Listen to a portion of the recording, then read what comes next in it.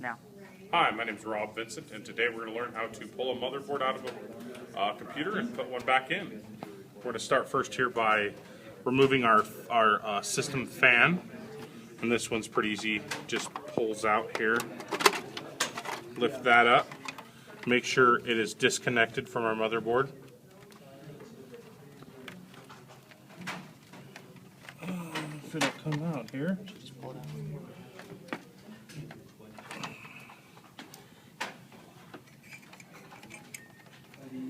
Alrighty, now we've got that removed. We're going to want to start removing all of our other power to our motherboard, a 12-volt 4-pin connector for our extra power from our original P1 20-pin connector. Usually if these haven't been taken off in a while, they're kind of a pain. So we'll get our 4-pin connector out. We'll come to our main power to our motherboard and remove our 20-pin connector. You want to hold down on your motherboard, don't want to crack it, they break easily. And we'll pull off our USB connectors to the front of our board, and then our power wires. This is your reset switch, your hard drive light, your power switch. Then we'll want to remove all of our IDE cables and remember where they went, so you can put them back in when you're done reinstalling your motherboard.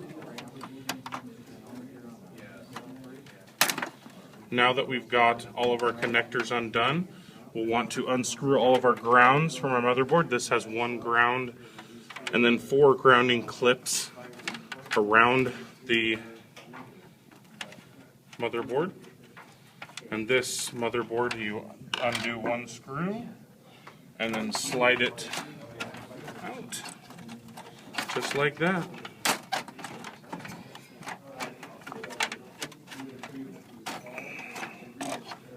And that is the motherboard.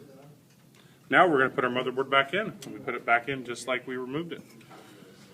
Make sure our area is clear, no screws. Slide the motherboard back down into place.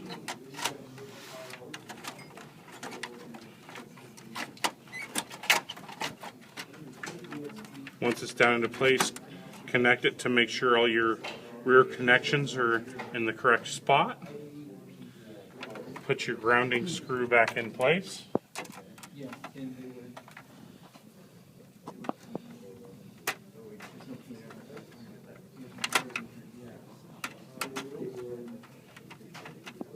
Now that we've got our grounding screw back in place, we can start connecting all of our power. We'll start with our front power switch, and this can only go in one way. You'll see there's lines, so you can't put it on backwards. Make sure you're putting it on correctly and press it nice and tight. Make sure it's a good connection. Now we'll move to our IDE. Actually, we'll put our USB connector in first. Again, it's got only one way it can go in, so you want to make sure you're connecting it correctly, and you want to make sure you push down really hard. It makes a good connection. Same with our old IDE. Again, they can only go one way in here. And push them down hard. Make sure they make a good connection, or you'll have problems later. Now that we've got all of our IDE connectors connected in correctly, we're going to go ahead and start putting our power back. Hook our 4-pin connector and our 20-pin connector. Make sure those are pressed down hard. All your connections are nice and tight where they need to be. And now we'll put our cooling system back in. Make sure we have power. It's connected to the power. And then that slides back down into place to keep our PC nice and cool.